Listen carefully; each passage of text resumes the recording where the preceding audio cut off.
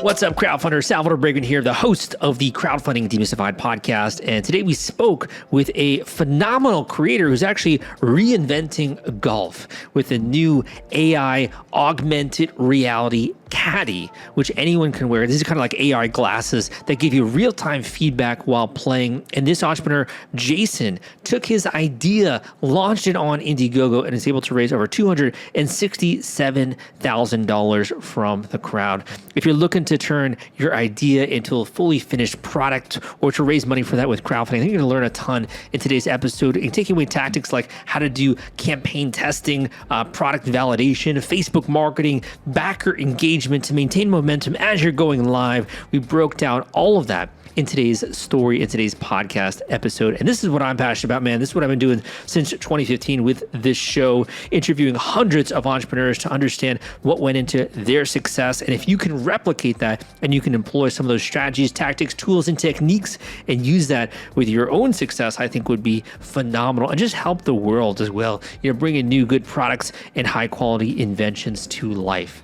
In addition, I started this show to kind of share that story of what's happening behind the scenes. And today, I think that going from idea and really even having cold feet to launching a project to then being able to plow forward to get this out there and to raise funding from the crowd, I think that shows you that anyone nowadays can launch a campaign and anyone can be successful with crowdfunding and in many different genres as well. Ever since moving to Miami, Florida, I totally see the application when it comes to golf games as well. So I really was excited to speak with Jason on today's podcast. It's something where my golf game could definitely use a little bit of improvement. Now, there are other areas as well. Maybe you want to get better in life. Maybe you want to get better when it comes to your marketing or your understanding of crowdfunding or Kickstarter. And if that sounds like you, I do have a book out there which you can read that really cuts through the fluff and shares with you exactly what you got to do if you want to smash your goal with your Kickstarter campaign. I call this the Kickstarter launch formula because it literally is a paint by numbers formula which anyone can follow in order to get funding for their campaign and to get and bring your product to life. If that sounds like something interesting to you, go and listen to the Audible version I have of the Kickstarter launch formula, which you can check out at crowdcrux.com/Kickstarter audio. That link will take you there and you can download a free copy of the Kickstarter launch formula as long as you get a free 30-day trial of Audible at that link, crowdcrux.com/Kickstarter audio. You can listen to it on the way to work. You can listen to it as you're working out, as you're driving the car, going camping, whatever it is, you can listen to it at the same time. And in addition, if you're at your desk right now or you're at your day job or even after hours, and you're like, man, I just want to start learning, you can also go and check out my free course on Kickstarter at crowdcrux.com/Kickstarter. Enter your name and email, and you can start getting some video lessons from me sharing with you the tricks of the trade, what works to bring funding to campaigns, the outlier categories that you should know about, and some of the resources that we don't talk about publicly in this industry. So go and check that out at crowdcrux.com/Kickstarter. But without further ado, let's dive into today's podcast episode and discover how this entrepreneur is able to raise over $267,000 from the crowd on Indiegogo. It's coming up right after this. Hey guys, welcome back to the Crowdfunding Demystified podcast. Today we have the privilege of speaking with a creator that's been able to attract over $267,000 from more than 400 backers with his crowdfunding campaign for Caddie Vision, your augmented reality AI Caddie. It's a really cool product. We're lucky enough to have the creator here today on the show. Jason, welcome to the podcast. Thank you very much for having me. Definitely, man. Maybe you can start by just telling the listeners a bit about Caddie Vision and where you came up with the idea for this really cool idea. So I like to say it's a great story. So I am an avid golfer. About 2 years ago, and let's say 2 months ago, I was playing with my buddies. I was having a career day. And, if you golf, you know what a career day is. Career day is you can't miss. And I'm on the 6th hole. I'm 3 under, and that's not indicative of my handicap. I'm under a tree. I'm in the rough. I've got to keep the shot low, under a limb, over another tree, just to get it on the green. I hit the perfect shot. It carried exactly where I wanted it to go. It landed a foot short, and it holed out for an eagle. And after I was celebrating with my buddies, I thought, what am I doing today that's different than any other day that I'm normally out here? And what is going on? I mean, I'm 5 under through six, right? That's not indicative of my handicap. And I thought, you Right. know what? It's my position. I'm grabbing the right club for the right distance and I'm in the right setup for it. My head is down. And I thought, well, what if I had a pair of glasses that told me where to line up and how to line up and pick the club for me, and basically was like having a caddy with you who would tell you to do certain things. I mean, normally I would use my 9 iron from the distance that I was at, but something told me to use my 8 and play it off the back of my stance because it was sitting down in the grass. And that's how CaddieVision, that's how the idea for CaddieVision was born. And then I did a, Super, go ahead. yeah, I said super cool, and I think a lot of us had that experience as well on the golf course. So I mean, I think a lot of people like have that idea, right? Well, wouldn't this be a great product idea? But very few people take action, right? When it comes Yeah. to that, what do you Yeah. feel like really was the lever there that pushed you over the hump to really want to create something here? Honestly, just the love for golf and the love for helping. Every time I give somebody advice, so I'm a self-taught six handicap, and anytime I give somebody advice and it works, it kind of gives me the chills. It's kind of like, wow, that was super cool. I helped that guy, right? And making the sport a little more fun and a little more accessible for people that find it very frustrating because it is a very, very hard sport. So from that, I thought I want to do this. I have to do this. Mm. And, did my promo video, gave the promo video to the tech guys I know and said, hey, I want to get this we need this to work. And a couple of iterations later, and here we are. How long was it from the time of you having the idea before really having like a prototype or something you could play with? 9 months. Wow, that's actually pretty fast. Yeah. Yeah. Crushing it, man. Yeah. So, in thinking about that, I think a lot of people that are listening to the show, like they have ideas, right? But really executing and following through is quite challenging.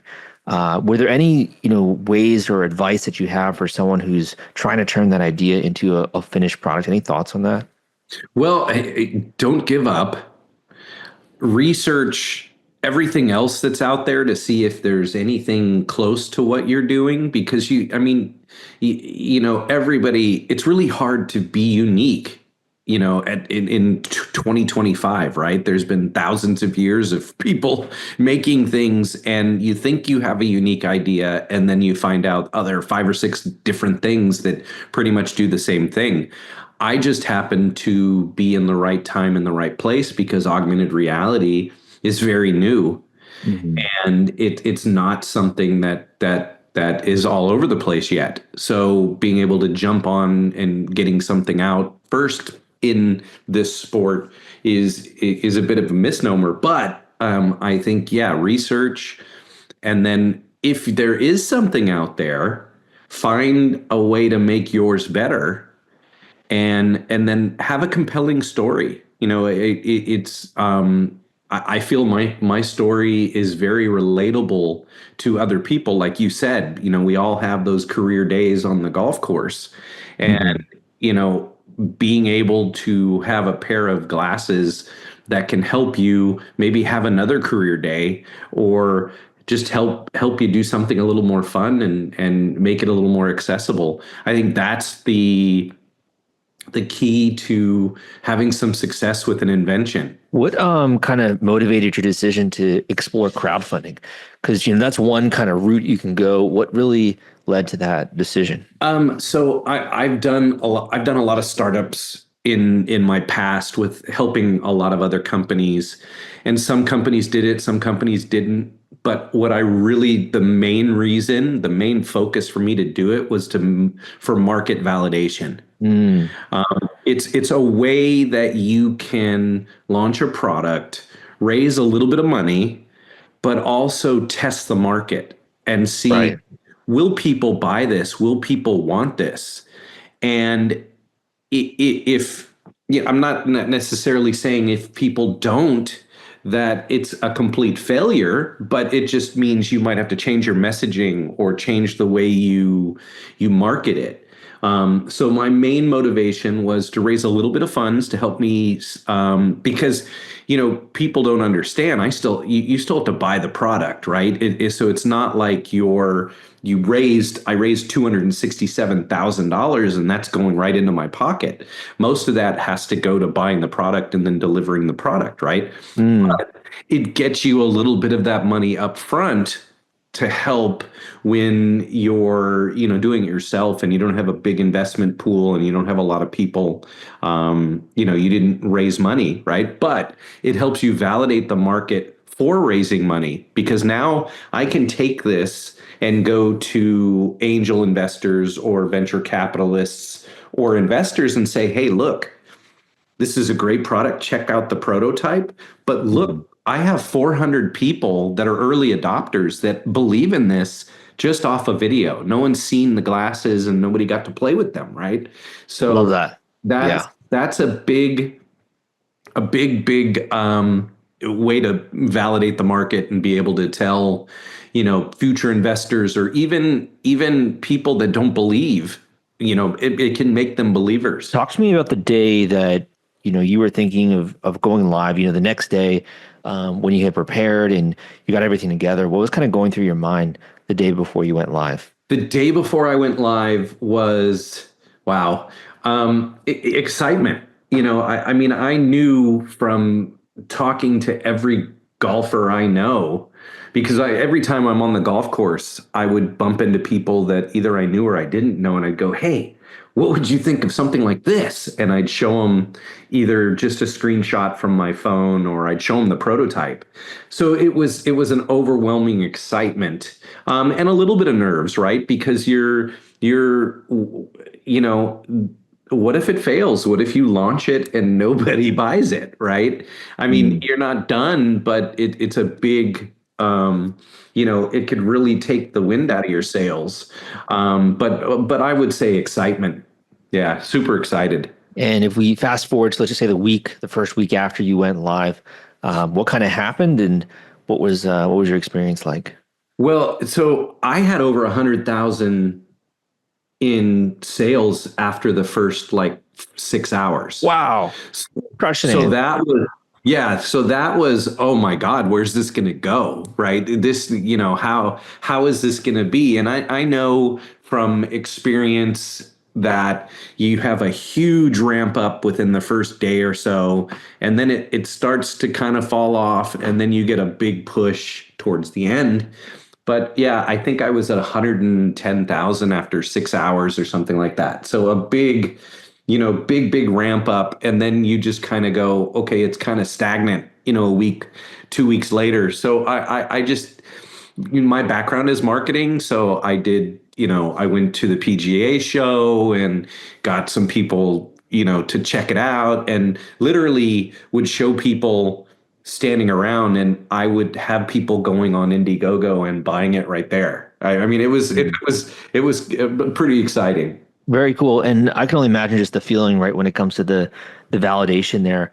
For someone who's kind of listening to this, like, gosh, this guy, has raised six figures, over 250K. Do you have any advice in terms of like tips or marketing, or how someone else can really, have a big campaign? So knowing your market is very key, right? If it's a widget for something, know your market. I mean, Facebook is really good for being able to determine a market and build a Facebook group and communicate with them, and just about every backer that is in my system is in a Facebook group that I communicate with, and not only give them updates through Indiegogo, but also interact with them and asking them for suggestions on future releases and what they think about certain things. So you become, kind of the face of the product, but all of these people are your early adopters, and they're your user acceptance test,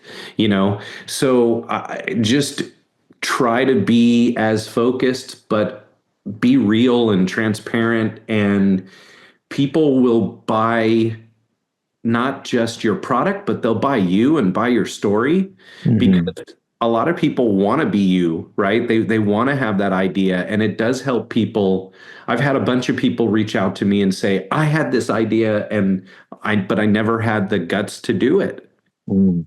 And I would say, just do it. I mean, the worst you could do is not do it, right? Right. So but yeah, I think as far as marketing is concerned, build your group, you can do a validation period. There's some really cool tricks with crowdfunding, and I don't say tricks like secret tricks, but you build a pre-reservation campaign and you can kind of get an idea of how many people would be interested with just simple math.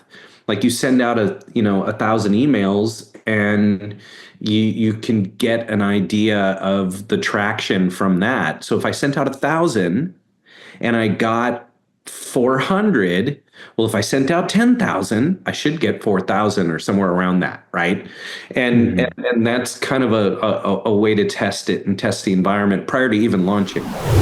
If you're worried about the fulfillment and shipping part of your Kickstarter campaign when it comes to getting out all those perks and rewards to your backers, rest assured I've put together a complete Kickstarter fulfillment and shipping checklist for you, and it's free. This is sponsored by the folks at Fulfillrite, and they thought that you should have this checklist as part of your arsenal going into a crowdfunding campaign. If you want to get instant access to this checklist and it's free, you can go to fulfillrite.com/checklist. Again, that is fulfillrite.com/checklist, fulfillrite.com/checklist. Just go to that link and you can download it immediately. So you mentioned a couple of things. One is this idea of like co-creation, right? Or creating something with your backers and getting feedback, which is really different, I think, than like traditional e-commerce, right?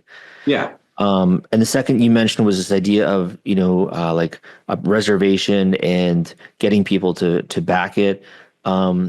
Do you have can you expand on that just a tiny bit? Are you talking about like before they go live or? Yes. So you create this, you call it a VIP funnel, and you do a pre-reservation campaign and you go after, like, I think we did 2,000 people from a Facebook gathered a group and we sent out 2,000 emails, or we marketed to 2,000 people. And we basically said, give us, become a VIP, get an extra discount when we go live for $20. It's a fully refundable reservation fee, and it gets you a discount when they go live, right? And you basically spend a certain amount of money and you see how many you get. And from how many you get, you can extrapolate. If I spent $2,000 over 2 weeks, $1,000 a week, and I got like, I don't remember the exact numbers, but it was like 800 email addresses and like 100 reservations. And the math was, wow, okay, so if I spend 10 times, if I spend 20 grand, and those are your numbers, that's your math, right? So I spent 2,000 and I got, call it 100 people. If I spend 20,000, I'll get 1,000 people to pre-reserve. And then on those pre-reservations, you've gotten $20 from them, right? So you get a little bit of your marketing back. But let's say if I spend 10,000 and I get 1,000, and then of those 1,000, 10%, 15%, 20% will convert, you have an idea of your numbers and you have an idea of what you need to spend to get to those numbers. And you can then somewhat control how much money you need to, because people don't understand when you're crowdfunding, you have to spend money on the marketing. If you just let it become organic, you wouldn't get the level of, you wouldn't get $267,000 or 400 people, right? Because you get a small amount from people just going on Indiegogo and seeing it on the homepage if it happens to be there, but you have to drive traffic to it. You have to drive traffic to your campaign, and people, that's one of the things that I don't think people understand about crowdfunding is you have to spend money to get money, right? It's an e-com.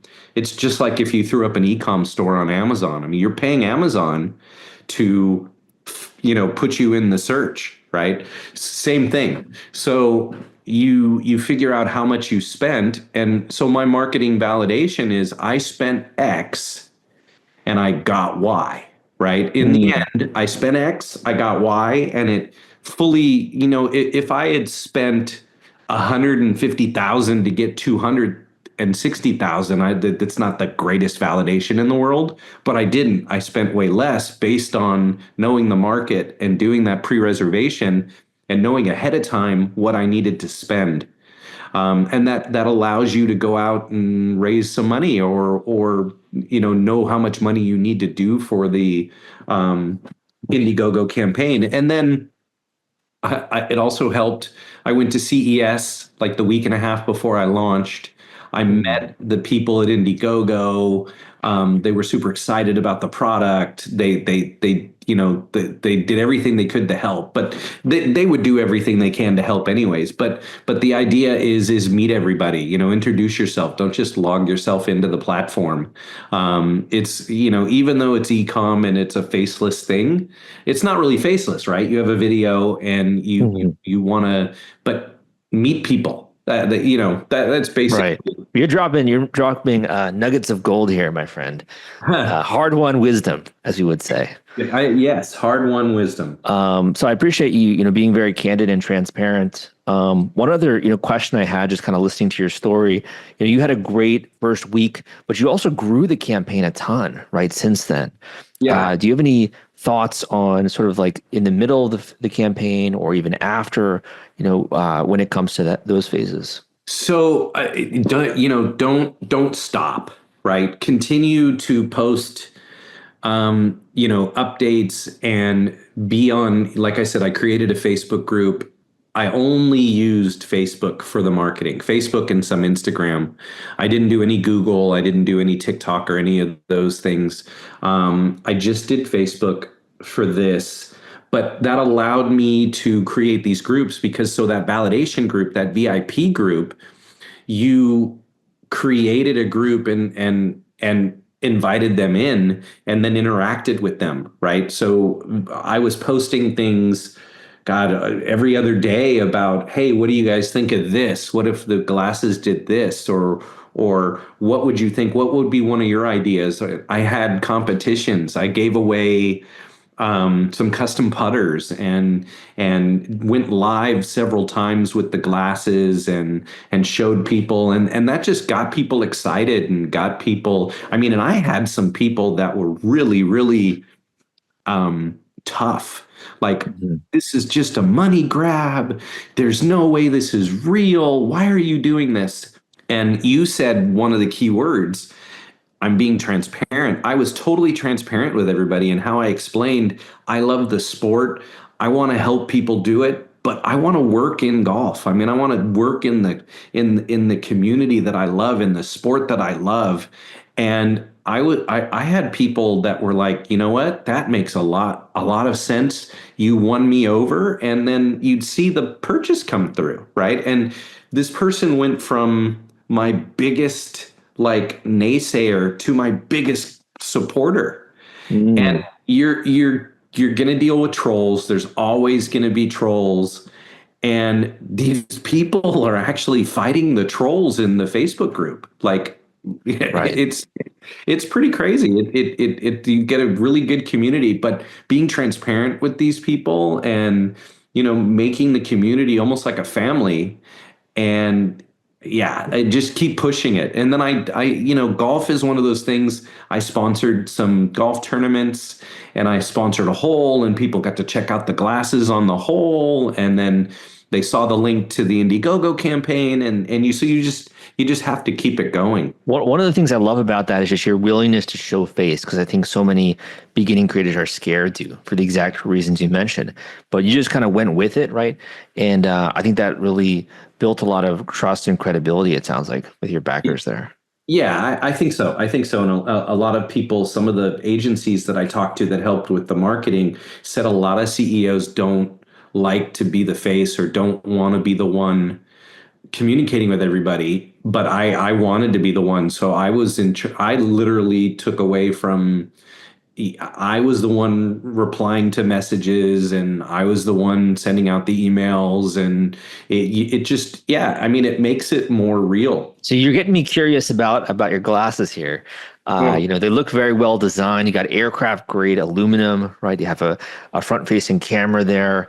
Looks like a binocular full color, right? Micro LED. It looks really cool. Is this for like the professional golfer? Is this for the average golfer? Like, who would you say this is really for? Honestly, so there are 47 million golfers in the US. 28 million of them are on course, and there's another 17 million off course. The handicap that I wouldn't say targeting, but I'm looking between 11 and 30 handicaps, which actually is 69% of the percentage of golfers that are out there. But this is a little bit for everybody. It's mainly for amateurs to help them. I mean, what I like to say is how many amateur golfers will grab a 5-iron, line up over the ball like it's a 9-iron, and hit the ground first and don't know why, right? Because the 5-iron is longer than the 9-iron, and you have to set up different. Right. Mm-hmm. So it's for that purpose, but there are other things that you know, a more, you know, a pro golfer or a better golfer could use these glasses for practice to help with muscle memory. So I'm kind of tailoring the different modes for everybody, but I'm really going after the 11 to 30 handicap. One of the things I'll just add to that is I think that when you play a game, you know, when you're just getting started, you can be frustrated and it can be hard to, you know, do well, and you just kind of give up. But when you're doing well and you're improving right at a specific pace, you almost enjoy the game more. Like you just like playing more. So my tagline is chasing that perfect shot, and it is what you're doing every time you're over the ball, and you might hit 15 bad shots, but then you get that feeling of just hitting it clean and hitting it smooth and the ball going where you want it to go. It doesn't necessarily have to go in the hole or even land on the green. It's just this feeling of, oh, I just flushed it, right? Yeah. And then the next time you're over the ball, you're chasing that feeling again. And right. What I hope, like a high. Yeah. It's a dopamine dump, right? I want to give golfers the opportunity to chase that shot more, to chase that perfect shot more by lining them up better and putting them into a better position. Because as the round goes through, or you're practicing more on the range, you start to swing harder. You start to just, you know, kind of forget some of your fundamentals because you hit the ball good. But you have to keep those fundamentals active. So that's what the glasses are there for. Love it. And from what I understand, you're also in demand right now. So people can, you know, continue to back it with the early bird pricing. Where can people go to learn more about that? And do you have any thoughts on if you have a deal running there? Well, there is still a deal. It's I think about $200 off of retail of what the retail will be, and then you get some perks for doing the in demand. And I have received, sales are still trickling in, and I'm not marketing to it, which is great. But they can go to CaddieVision.com, and it talks about the product and then links to the Indiegogo page. Awesome. So I'll make sure to link those up in the show notes. I have one or two more questions for you here. Sure. So the first question, you know, it sounds like you've had quite a career advising other companies and also, you know, being successful with this one.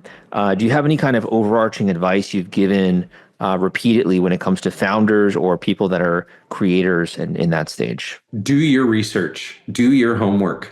You know, it's easy to have an idea, and it's easy when it's in your own head. But if you don't, like I said, if you don't go out and research what's out there and try to find out, you know, what am I, you know, it's a great idea, this little widget, and this is going to help people do this, but is there something else out there like it? And who are you going to be competing against, and what makes yours different?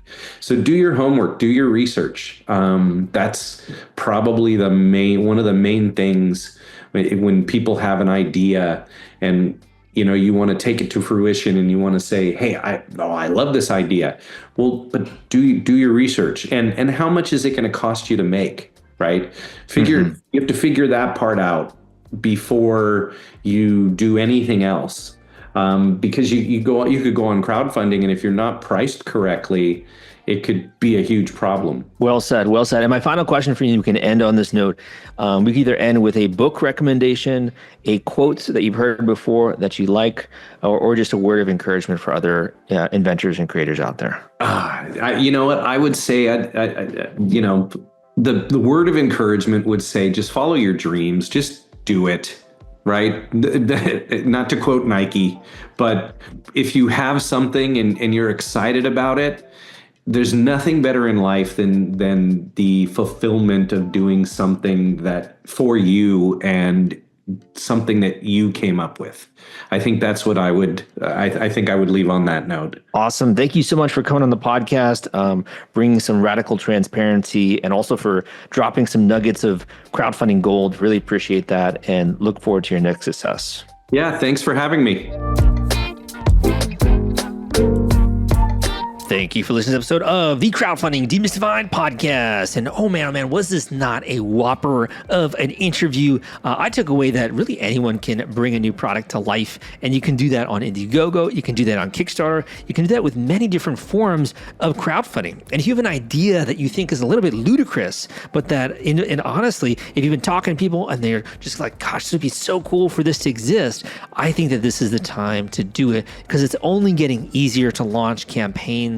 I really try to nail down the nuts and the bolts with this podcast. And I urge you to go and listen to some of the other episodes I got out there on iTunes, on YouTube, on Spotify. So that way you can kind of turn this as into your academy or your classroom, and you can learn from real world examples. But if you just want to kind of skip to the finish line and you're like, Sal, I don't want to do the homework, I don't want to do the learning, just tell me exactly what I got to do in order to be successful. Listen up, because I think you're going to like the option that I'm going to mention in just a second. This is really for those of you that are serious about launching a new campaign. You've been spinning your wheels, maybe been working on this invention or product for a while, and you're ready to get funding and to bring this to the world. You want to go through validation. You want to make sure that you have a big crowd going into that launch. And also when you go live, you want to make sure that it works and that it really clicks with your audience. You got to go down below and you got to learn more about my individual one-on-one coaching call option, because that's designed for you, my friend. That's really designed to hold your hand, to give you the guidance, to bring a mentor on your side when it comes to this area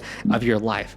I definitely need a golf caddy assistant when it comes to my golf game, and I recognize the value and the importance of not only education, but also one-on-one mentorship, and just how valuable that can be, because a little change, a little shift in your swing can make a huge difference in the trajectory of that golf ball, or in the case of your product, your invention, your business, or your life, can land you exactly where you've wanted to be and that you've been trying to get to, with maybe just a little bit of obstacles in the way. So go down below and book your individual one-on-one coaching call today at the link crowdcrux.com/coaching. All you got to do is go to that link crowdcrux.com/coaching.